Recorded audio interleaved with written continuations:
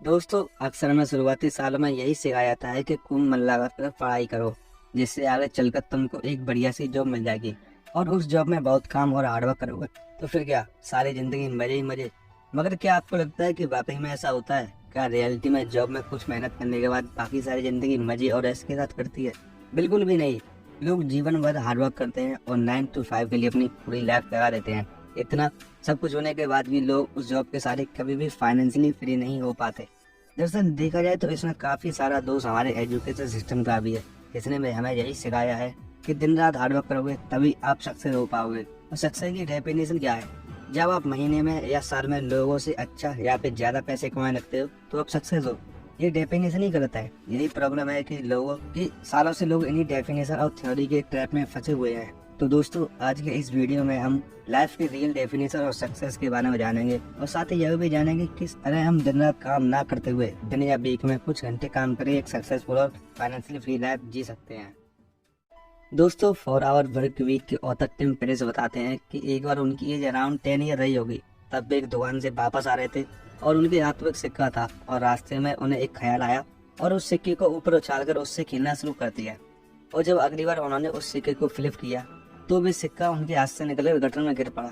इसके बाद उन्होंने उस सिक्के को बहुत निकालने की कोशिश की, लेकिन वो कॉइन नहीं निकला। इस बात से परेशान होकर वे अपने घर की ओर भागे और जाकर सारी बात अपने फादर को बता दी। फादर ने उन्हें समझाते हुए कहा कि तुम्हें कभी भी पैसे से नहीं खेलना चाहिए। ऑथर अपने फादर की ये बात सुनकर बहुत दुखी हुए और ऑथर के ग्रैंडपा वहीं पर थे और ये सारी बात चुपचाप सुन रहे थे।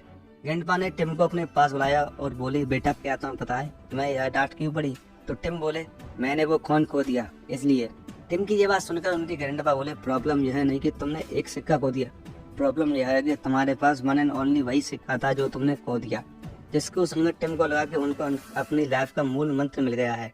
इस छोटी सी बात ने उनका पैसे के प्रति देखने का नजरिया बदल दिया, जिससे आगे चलकर उनकी पूरी जिंदगी बदल गई।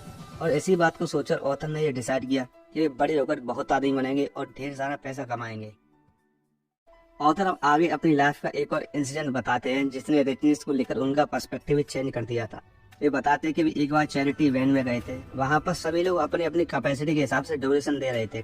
पूरा दिन डोनेशन की प्रोसेस चलने के बाद भी आखिर में जब काउंटिंग हुई तो पता चला कि गोल तक पहुंचने के लिए अभी भी $1 मिलियन बाकी है। तभी भीड़ में से एक आदमी निकलता है और पूरे $1 मिलियन का चेक दे देता है। उस आदमी को देखकर सभी की आंखें फटी की फटी रह जाती हैं।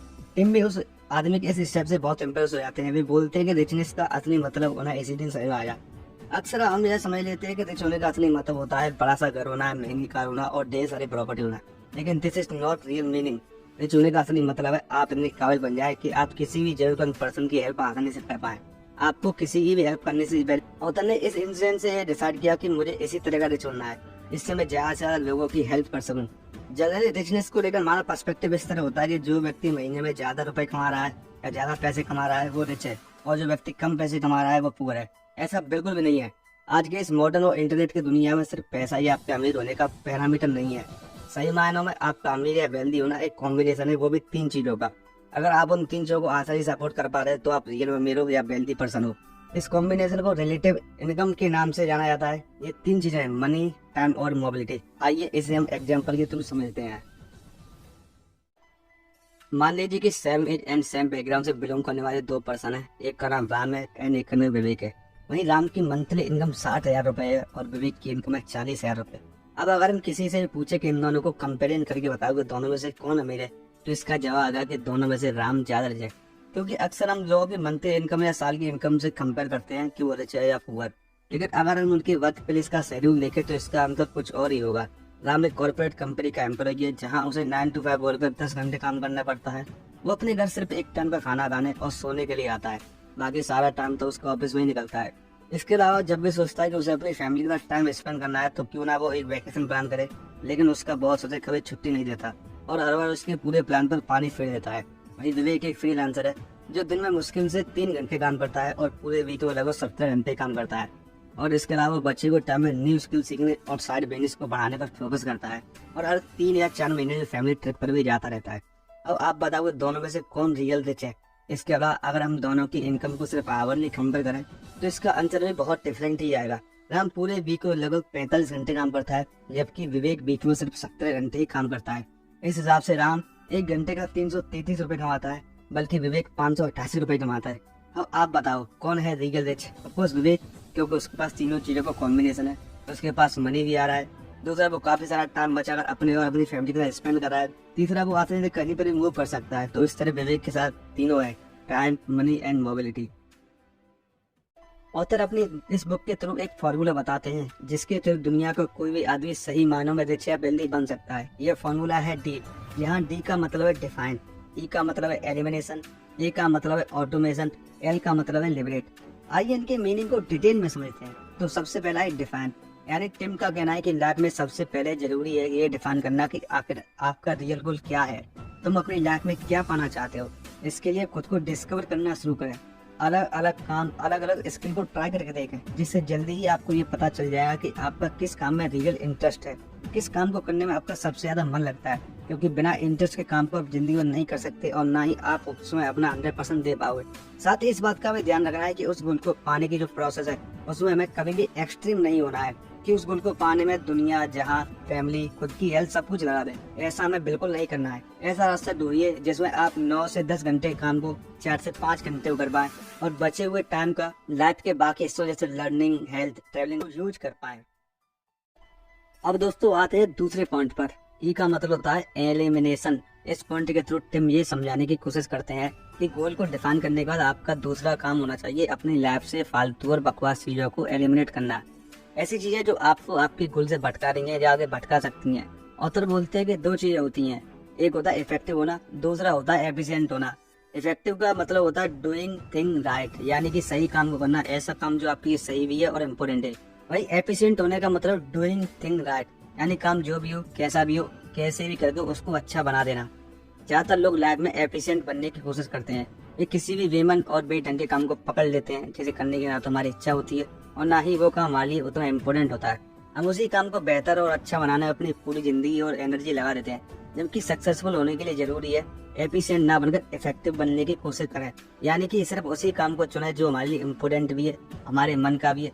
बाकी के सारे फालतू कामों में अपनी एनर्जी को वेस्ट ना करें। इससे होगा ये कि जब काम आपकी इंटरेस्ट का होगा तो आप उस काम को दूसरों के कामों के कंपैरिजन में जल्दी और इफेक्टिवली कर पाएंगे, और जब आप अपने काम में इफेक्टिव रहेंगे तो आपका टाइम भी बचेगा और आपके सक्सेसफुल होने के चांस भी बढ़ जाएंगे। अब आते हैं तीसरे पॉइंट पर जो है ऑटोमेशन का।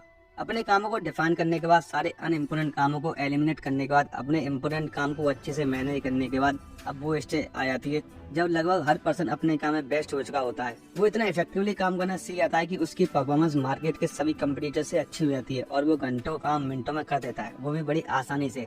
इस स्टेज के बाद बारी आती है ऑटोमेशन की, यानी कि अपने बिजनेस या वर्क को ऑटो पायलट मोड पर डालने के, जिससे आपकी ज्यादा से ज्यादा ग्रोथ हो सके। अगर आप ऐसा नहीं करते और अपना सारा काम खुद करने की कोशिश करते हो तो आप बहुत ही लिमिटेड हो जाएंगे। आगे एक आदमी कितना ही काम कर लेगा, एक ऐसा पॉइंट तो जरूर होगा जहां अगर आपकी कैपेसिटी जवाब दे जाएगी। इसलिए जरूरी होता है कि आप इस पॉइंट पर आकर ऑटोमेशन की प्रोसेस को अपनाएं। जब आपका सारा काम आपके एम्प्लॉय या वर्कर करने लगेंगे तो आपका काम केवल मॉनिटरिंग का रह जाएगा और आपका काफी सारा टाइम भी बचने लगेगा। इससे होगा कि आप अपने बचे हुए टाइम का उपयोग करके अपने इस बिजनेस को नेक्स्ट लेवल तक पहुंचाने के लिए प्लानिंग कर पाओगे। कहीं भी जाकर इसकी ग्रोथ को डबल या ट्रिपल करने के लिए रीजन या रिसर्च भी कर पाओगे। इसलिए तो आपने देखा होगा ज्यादातर बड़े बड़े उद्योगपति और बिजनेसमैन अपने बिजनेस ऑटो पायलट पर डालने के लिए सीईओ हायर कर लेते हैं और खुद बस उसकी मॉनिटरिंग और ग्रोथ पर फोकस करते हैं। अब दोस्तों आते हैं लास्ट पॉइंट पर जो है लिबरेशन का। टिम पेरेस बताते हैं कि जब आपका बिजनेस चल निकले, आप रिच होने लगे, तो आपको ऐसा क्या करना चाहिए कि आप लिबरेट हो सकें, यानी कि फ्रीडम के साथ साथ अपनी लाइफ बिता सकें। इसके लिए वे एक न्यू कॉन्सेप्ट बताते हैं जिसका नाम उन्होंने रखा है मिनी रिटायरमेंट, यानी कि आप अपने काम से बीच बीच में रिटायरमेंट लेते हैं जिससे आपकी लाइफ और वर्क में बैलेंस बना रहेगा। वरना ज्यादातर होता ये है कि हम जीवन और दिन रात काम करते रहते हैं और बुढ़ापे में जाकर सिर्फ एक बार फुल रिटायरमेंट लेते हैं। अब उस समय हमारे पास पैसा तो बहुत होता है लेकिन लाइफ को एंजॉय करने का टाइम ही नहीं बचता। इसलिए मिनी रिटायरमेंट के इस कॉन्सेप्ट को अपनाएं और अपनी लाइफ के काम के साथ साथ एंजॉय करते रहिए। तो दोस्तों आज के इस वीडियो में इतना ही। आशा करता हूँ ये वीडियो आपको बहुत पसंद आएगा, तो वीडियो को लाइक करें, कमेंट करें एंड चैनल को सब्सक्राइब ना भूलें। Thank you for watching.